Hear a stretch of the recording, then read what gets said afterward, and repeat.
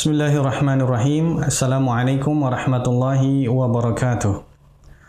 Innal hamdalillah nahmaduhu wa nasta'inuhu wa nastaghfiruh wa nu'minu bihi wa natawakkalu alayhi wa na'udzu billahi min shururi anfusina min sayyiati a'malina may yahdihillahu fala mudhillalah wa may yudlilhu fala hadiyalah wa asyhadu an la ilaha illallah wahdahu la syarikalah wa asyhadu anna Muhammadan 'abduhu wa rasuluhu la nabiyya ba'dah. Wa nusalli wa nusallimu ala rasulina wa habibina Muhammadin sallallahu alaihi wasallam wa ala alihi wa ashabihi wa ummatihi wa baraka wa sallama tasliman katsiran katsira. Amma ba'd.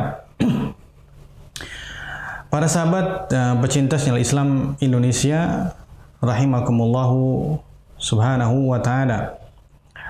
Lagi kita bersyukur kepada Allah Subhanahu wa taala, zat yang telah menciptakan kita, yang telah memberikan rizki kepada kita, terutama rizki nikmat batin, ya, berupa nikmat iman.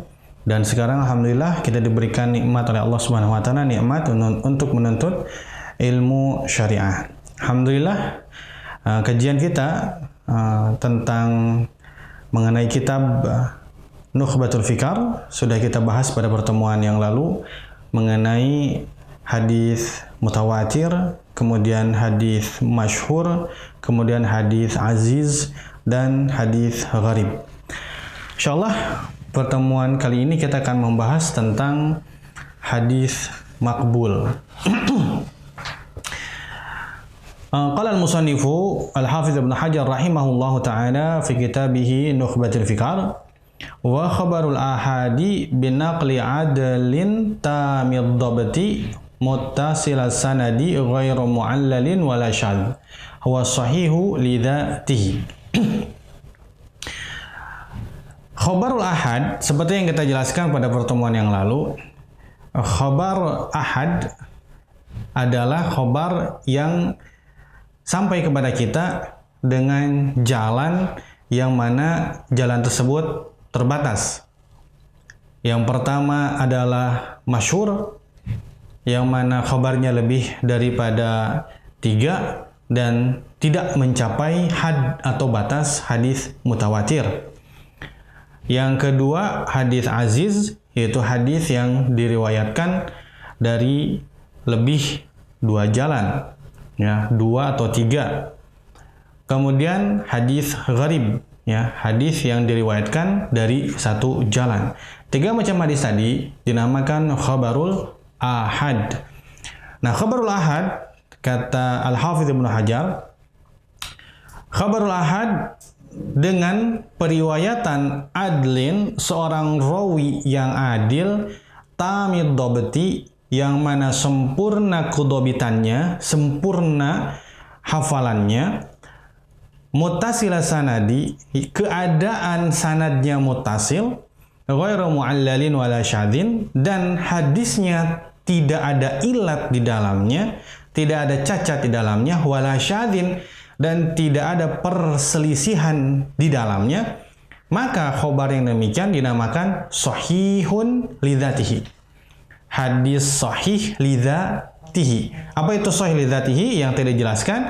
Rawinya adil, rawinya dhabit, sanadnya muttasil, tidak ada ilat dan tidak ada syadz di dalamnya. Baik, kita akan bahas penjelasan tentang hadis sahih tadi. Sekarang hadis as-sahih. Hadis as-sahih, hadis sahih. Ta'rifuhu. Definisi hadis sahih itu apa? Marwahu adalun tamud dhabti bisanadin muttasilin, yaitu hadis yang diriwayatkan oleh seorang rawi yang adil, tamud dhabti, yang mana sempurna hafalannya, bisanadin muttasilin, sanadnya muttasil, sanadnya tersambung dari awal sanad sampai akhir sanad, ghairu mu'allalin, dengan tanpa adanya ilat, wala syadzin, dan tanpa adanya syadz. Baik, kita akan bahas ini satu demi satu. Jadi syurutuhu, syarat hadis sahih, lidzatihi, karena kita akan menemukan nanti sahih itu ada 2. Yang satu sahihun lidzatihi, atau yang kedua adalah sahihun li ghairihi. Nah, sekarang kita akan bahas tentang hadis sahih li dzatihi. Syurutuhu as-sahih li dzatihi khamsatun. Jadi syarat hadis sahih li dzatihi itu ada 5. Yang pertama, ittisalus sanadi. Sanadnya tersambung dari awal sanad sampai akhir sanad. Tidak boleh ada yang terputus di awal, di tengah ataupun di akhir. Yang kedua, adalatur rawi. Rawinya harus adil. Yang ketiga, tamamu dhabtihi. Sempurna hafalannya. Yang keempat, as-salamatu minasyudzudzi. Hadisnya harus selamat daripada perselisihan. Hadisnya tidak boleh menyelisihi rawi yang lebih utama daripada dia, daripada rawi sanad tersebut. Yang kelima, as-salamatu minal illati. Yang kelima, hadisnya harus aman, selamat daripada illat yang bisa mencacatkan kesahihan hadis. Nah, sekarang kita akan bahas tadi tentang syarat hadis sahih, yang mana kita telah bahas di pertemuan kitab Baiquniyah ya, ketika membahas tentang hadis sahih. Dan ini sama ya, untuk memudahkannya kita perlu untuk menghafal Baiquniyah sehingga bisa masuk ke dalam Nukhbatul Fikar. Al-Baiquni berkata, awaluha sahihu wa huwa mattasal isnaduhu wa lam yushadda aw yu'al yarwihi 'adlun dhabitun an mithlihi mu'tamadun fi dhabtihi wa naqlihi. Jadi yang pertama adalah hadis sahih. Hadis sahih itu adalah sanadnya muttasil. Wa huwa mattasal isnaduhu wa lam yushadda aw yu'al. Urutannya agak takdim dengan takhir ya. Kenapa? Karena menyesuaikan baitnya, bait nadhamnya. Yang pertama, dalam Baiquniyah sanadnya harus muttasil, kemudian tidak ada syadz dan tidak ada ilat. Yarwihi adlun dhabitun an mithlihi. Kemudian di setiap tingkatannya rawi yang meriwayatkan hadis tersebut harus rawi yang adil dan harus rawi yang dhabit. Jadi 5. Baik. Kemudian al-adlu. Sekarang kita akan membahas apa itu adlu, apa itu adil. Man lahu malakatun tahmilhu ala mulazamati taqwa wal muru'ati. Satu kemampuan yang bisa membawa orang tersebut untuk senantiasa bertakwa kepada Allah dan senantiasa menjaga moralitas dia. Jadi sifat adil ini apa? Sifat adil ini adalah satu kemampuan yang bisa membuat dirinya itu senantiasa takwa kepada Allah dan senantiasa menjaga dirinya daripada perbuatan yang merusak moralitas dia. Jadi sifat tersebut dalam hatinya bisa menjaga dirinya, seluruh tubuhnya untuk senantiasa menjaga ketakwaan kepada Allah, seluruh tubuhnya. Ya. Kemudian menjaga dirinya untuk tidak merusak moralitas atau harga diri dia. Baik. Wal muradu bitaqwa, yang dimaksud dengan takwa, seorang rawi yang adil adalah rawi yang memiliki kemampuan untuk membawa diri rawi tersebut senantiasa bertakwa kepada Allah. Apa yang dimaksud dengan takwa? Ijtinabul a'mali sayyi'ah min syirkin au fisqin au bid'atin. Apa yang dimaksud dengan takwa di sini? Menjauhi amal-amal yang buruk daripada kemusyrikan, daripada kefasikan, dan daripada perbuatan bid'ah. Jadi yang dimaksud takwa di sini, seorang rawi dia bisa menjaga dirinya untuk menjauhi sifat yang tadi, yaitu perbuatan syirik, perbuatan fasik, dan perbuatan bid'ah. Kemudian wa tahqiqu anna ma taqaddama huwa bayanun lil adalati fi syahadati. Nah, menurut pendapat yang muhaqqaq ya, yang benar, apa yang kami jelaskan tadi itu adalah penjelasan tentang keadilan atau sifat adil dalam persaksian. Sifat adil dalam persaksian.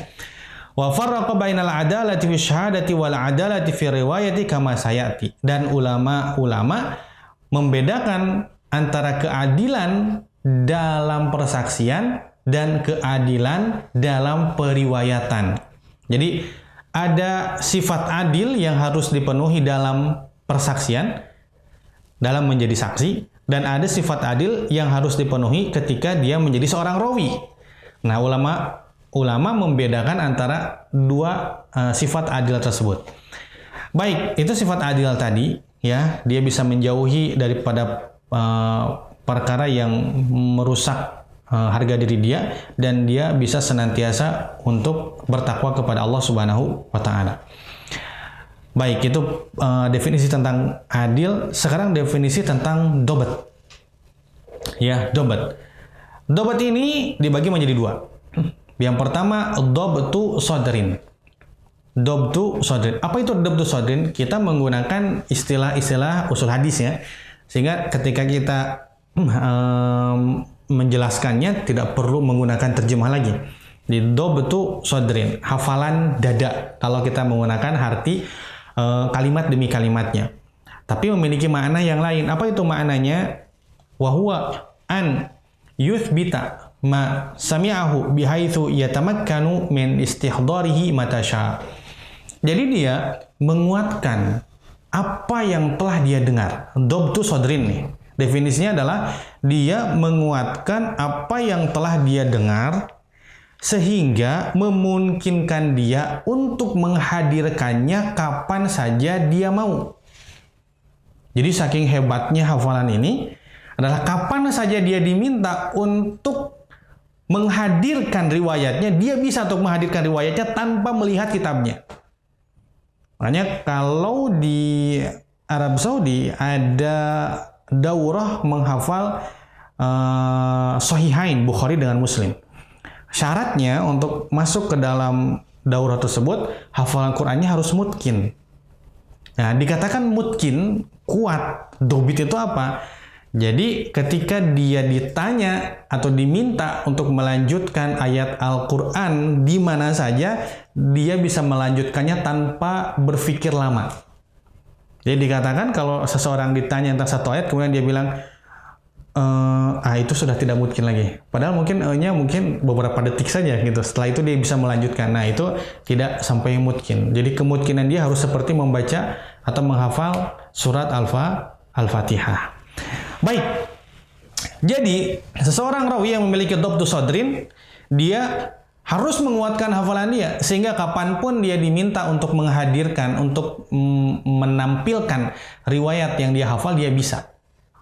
Baik. Itu namanya dobtu sodrin. Sekarang dobtu kitabin. Nah, apa itu dobtu kitabin? Wa huwa siyanatuhu ladaihi mundu sami'a fihi wa sahahahu ila an yu'addiya minhu. Apa itu dobtu kitab? Dia menjaga kitabnya, yang mana dia telah mendengar kitab tersebut dari gurunya. Kitab-kitab hadis, apa yang dia dengar dari gurunya, kemudian dia tulis, kemudian dia jaga kitabnya.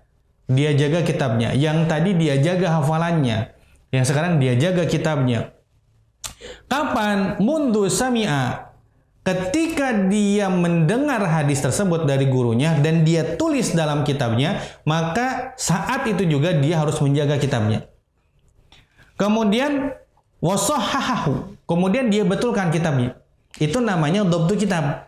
Misal, karena kitab tersebut sudah lama, ya mungkin dia jarang membukanya. Ketika dibuka ada beberapa bagian yang terhapus. Misalkan, dia ambil lagi, dia bandingkan lagi dengan hafalan kawannya yang memiliki riwayat yang sama dengan dia. Ini kelihatannya kehapus, ini siapa? Fulan bin Fulan, Fulan bin Fulan, Fulan bin Fulan. Hanya ditulis lagi. Dia menjaga kitabnya agar tidak terjadi perubahan dan dia betulkan kitabnya, ya. Dia betulkan kitabnya sampai dia meriwayatkannya kembali kepada orang lain. Nah, itu namanya dobtu kitab. Karena tidak semua muhaddis itu dobtu sodrin. Ya, ada muhaddis yang dobtu kitab. Ya, bahkan beberapa ulama di antara Imam Ahmad bin Hanbal, walaupun beliau dobtu sodrin, tapi ketika meriwayatkan, beliau lebih memilih dobtu kitab. Karena lebih aman daripada perubahan. Baik. Wa qayyada bitam. Nah, Ibnu Hajar di sini menambahkan dengan tam. Jadi dobit tapi tam, sempurna. Isyaratun taib wa qayyada bitammi taib isyaratan ila rutbatil ulya fi dzalika. Jadi kenapa sih Ibnu Hajar menampilkan tam? Kan dobit aja sudah cukup kan, sebetulnya hafalannya hebat gitu. Disempurnakan dengan kalimat tam, kekuatan hafalan yang sempurna, sebagai isyarat bahwasanya hadis sahih itu yang meriwayatkan hadisnya adalah tingkatan hafalannya itu tingkatan hafalan yang tertinggi. Tingkatan hafalan yang tertinggi. Baik, sifat adil sudah, sifat dobit sudah, sekarang sifat muttasil. Muttasil masalima isnaduhu min sukutin fihi. Yang namanya tersambung, hadis yang sanadnya tersambung adalah satu hadis yang mana sanadnya itu selamat daripada gugurnya rawi dalam rangkaian sanadnya. Jadi muttasil adalah selamatnya satu sanad yang dimiliki oleh satu hadis daripada gugurnya rawi dalam sanadnya. Jadi nggak ada rawi yang gugur dalam sanadnya. Bihaitsu yakunu kullun min rijalihi sami'a dzalikal marwi min syaikhihi. Bagaimana tidak ada yang gugur di dalam sanadnya? Setiap rawi dia mendengar hadis tersebut langsung dari gurunya. Dan gurunya langsung mendengar hadis tersebut dari gurunya. Demikian sampai sanad yang paling akhir, yaitu misalkan hadisnya marfu', berarti sahabat mendengar, melihat hadis tersebut daripada Nabi Shallallahu Alaihi Wasallam, mendengar hadis tersebut daripada perkataan Nabi atau melihat apa yang dikerjakan oleh Nabi Shallallahu Alaihi Wasallam. Baik, sekarang sifat yang keempat, selamat daripada illah. Lughatan mu'allal, ya, karena Al-Hafidz Ibnu Hajar menggunakan ghairu mu'allalin. Taib, ghairu mu'allalin. Artinya apa? Ma fihi illah. Jadi mu'allal itu ada cacat di dalamnya. Mu'allal itu ada cacat di dalamnya. Wastilahan, sementara menurut istilah, ma fihi illatun khafiyatun qadihatun ma kauni dhahiratis salamati minha. Menurut istilah, ada satu cacat khafiyah. Cacatnya itu tersembunyi, ada aib. Aibnya itu tersembunyi. Kemudian sudah tersembunyi, nggak kelihatan secara zahir. Kemudian qadihah, kemudian bisa mencacatkan. Jadi ilatnya tersembunyi bisa membuat hadis jadi cacat. Padahal kalau zahirnya, secara zahirnya hadis tersebut sanadnya itu sahih atau sanadnya itu selamat daripada cacat. Nah, jadi ilat ini memang lebih dalam, ya, lebih dalam karena kita mempelajari bagian zahir. Bagian ilat ini memang bagian yang memang perlu ketekunan dan pengalaman dan riwayat yang lebih luas lagi. Sehingga dia bisa mengetahui ini hadis ternyata mu'allal, memiliki cacat. Walaupun zahirnya tidak memiliki cacat. Baik, kemudian syadz. Selamat daripada syadz. Lughatan al-munfarid. Menurut bahasa, arti kata daripada syadz ini menyendiri. Menyendiri. Wastilahan, sementara menurut istilah, yang dimaksud dengan syadz adalah ma yukhalifu fihi rawi man huwa arjahu minhu walau tafsirun akhar sayati. Menurut istilah adalah satu hadis yang mana seorang rawi yang meriwayatkan hadis tersebut berselisih dengan rawi yang lebih rajih daripada dia. Satu orang rawi ketika meriwayatkan hadis menyelisihi rawi lain yang lebih utama, yang lebih kuat atau yang lebih banyak rawinya daripada dia. Jadi syadz ini artinya secara bahasa adalah menyendiri. Ya, dalam istilah adalah penyendirian dia yang ada perselisihan dengan rawi yang lebih kuat lagi daripada dia. Dan nanti akan dijelaskan pada penjelasan yang akan datang dalam kajian syadz. Baik, sekarang muhtarazat at-ta'rif. Nah, sekarang kita bisa memahami bagian-bagian yang tidak termasuk atau di luar bagian yang dijelaskan tadi. Ittisalus sanad. Kalau kita sifati satu hadis sahih harus muttasil sanadnya, Berarti yang keluar daripada bahasan ini adalah yakhruju bihi al-hadits al-munqati' bi anwa'ihi. Syarat hadis sahih yaitu sanadnya harus muttasil. Berarti yang keluar daripada kaidah tadi, hadis yang tidak muttasil, hadis yang munqati dengan bagian-bagiannya, maka itu bukan termasuk hadis sahih. Ya, kalau kita batasi, hadis sahih adalah syaratnya hadisnya muttasil. Baik, yang di luar bagian ini apa? Oh, hadis munqati, hadis munqati, hadis mu'allaq, hadis mu'dhal, hadis mursal, ya. Dan bagian-bagian yang lainnya itu di luar daripada muttasilus sanad. Berarti kalau tidak muttasil sanadnya berarti hadisnya dhaif. Baik, sekarang adalah rawi. Seorang rawi harus adil. Nah, keluar daripada kaidah tersebut apa? Yakhruju bihi, keluar daripada perkara tersebut al-majhul, yaitu rawi yang majhul. Nggak diketahui rawinya apakah dia sikot atau tidak. Sementara syarat hadis diterima, rawinya harus adil. Diketahui dia itu adil. Nah, kalau majhul, nggak diketahui rawinya adil atau tidak, berarti bukan termasuk dalam hadis sahih. Atau misalkan ma'rufud dha'fi. Adil itu tadi diantaranya dia diketahui, ya. Termasuk yang keluar daripada bahasan adil, ma'rufud dha'fi. Dia diketahui kelemahannya. Kelemahannya ma'ruf dan masyhur. Contoh, kal-kadzab. Kadzab ini hubungannya dengan keadilan. Bukan tentang hafalan, tapi keadilan rawinya. Dia lemah, seperti kadzab, berbohong. Sehebat apapun hafalan dia, taruhlah dia tamamud dhabti, tapi kalau dia berbohong, keadilannya tercoreng. Sehebat apapun amalan dia, kalau dia berbuat kefasikan, jadi tercoreng keadilannya. Ketika dia meriwayatkan hadis, hadisnya menjadi dhaif. Kenapa? Karena dia tidak memenuhi syarat adil rawi tersebut. Awil wal muttaham bil kadhibi, atau orang yang terpapar dicurigai memalsukan hadis. Bagaimana caranya kita mengetahui itu? Dia sering berbohong pada perkataan atau kalam dia sehari-hari. Tidak memalsukan hadis, tapi dia memang sering berbohong dalam kalam dia sehari-hari dengan orang. Kalau meriwayatkan hadis tidak ada dia yang bohong, tapi karena dia sering berbohong, maka dia terpapar, dicurigai memalsukan hadis. Yang tercoreng apanya? Kedobitannya atau keadilannya? Keadilan yang tercoreng. Kemudian fasik. Dia rawinya fasik. Hafalannya hebat. Sanadnya muttasil. Ya. Kemudian nggak ada ilat dalamnya, tapi dia fasik. Rawinya fasik. Terang-terangan dia berbuat maksiat di depan umum, keadilannya tercoreng walaupun dia dobit, ya. Baik, kemudian yang ketiga, tamamud dhabti, sempurna hafalannya, tingkatan yang tertinggi. Nah, keluar daripada kaidah tersebut apa? Yakhruju bihi khafifud dhabti. Keluar dari kaidah tersebut orang yang hafalannya khafif, kedobitannya itu ringan, tidak sehebat hafalan yang tamud dhabti. Dia punya hafalan, tapi nggak sempurna hafalannya. Ya, khafifud dhabti. Kemudian mughaffal.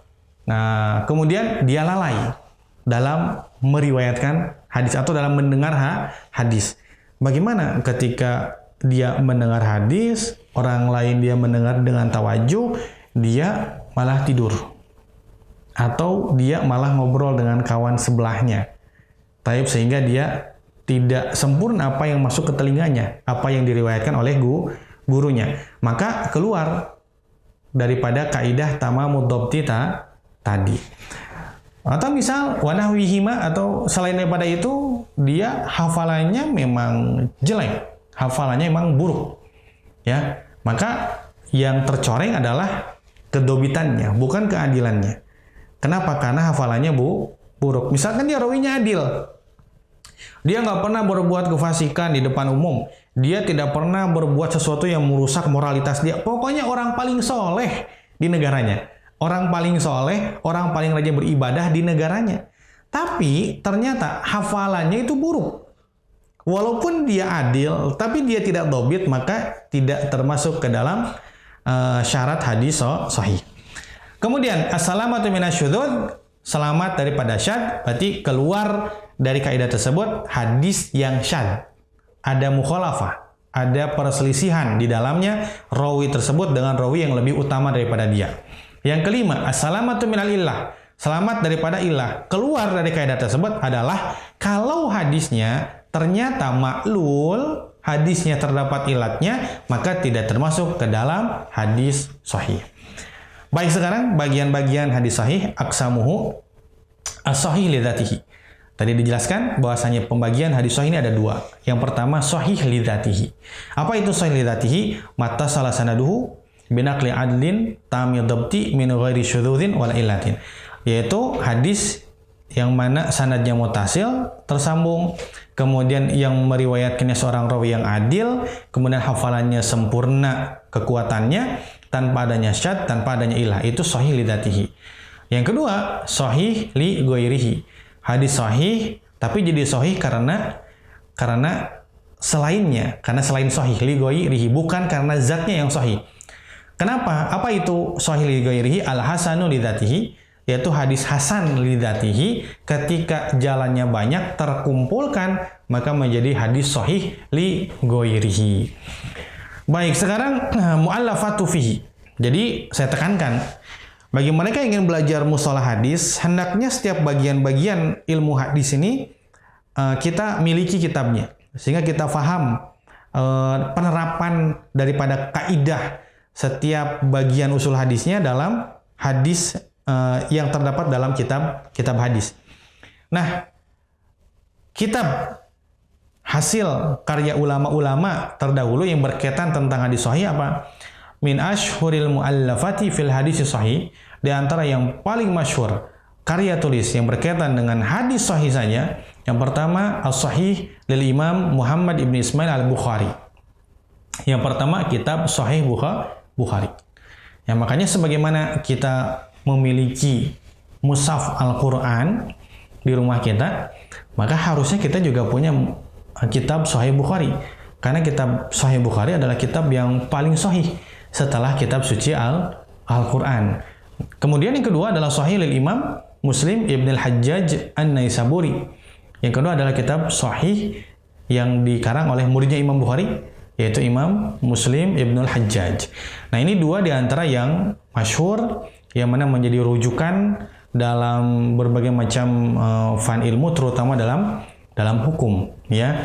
Nah, maka sepatutnya kita memiliki kitab tersebut di rumah kita. Alhamdulillah bil alamin, bahasan kita kali ini sudah selesai berkaitan tentang hadis sahih. Bisa kita pelajari bagaimana penerapannya dengan membaca Sahih Bukhari. Kita baca 10 hadis atau 5 hadis, kita bandingkan, kita teliti rawinya satu demi satu, kita teliti bagaimana sanadnya muttasil atau tidak, kemudian rawinya adil atau tidak, rawinya dobit atau tidak, kemudian syadz atau tidak, kemudian selamat daripada ilah atau tidak. Nah, lebih aman kita bisa mempelajari Sahih Al-Bukhari. Baik, hadirin Allah Subhanahu wa taala, hadza akhiruhu wallahu a'lam wa sallallahu alaihi wasallam Muhammadin nabiyil ummi wa ala alihi washabihi ajmain. Subhanakallahumma bihamdika asyhadu an la ilaha illa anta astaghfiruka wa atubu ilaik. Assalamualaikum warahmatullahi wabarakatuh.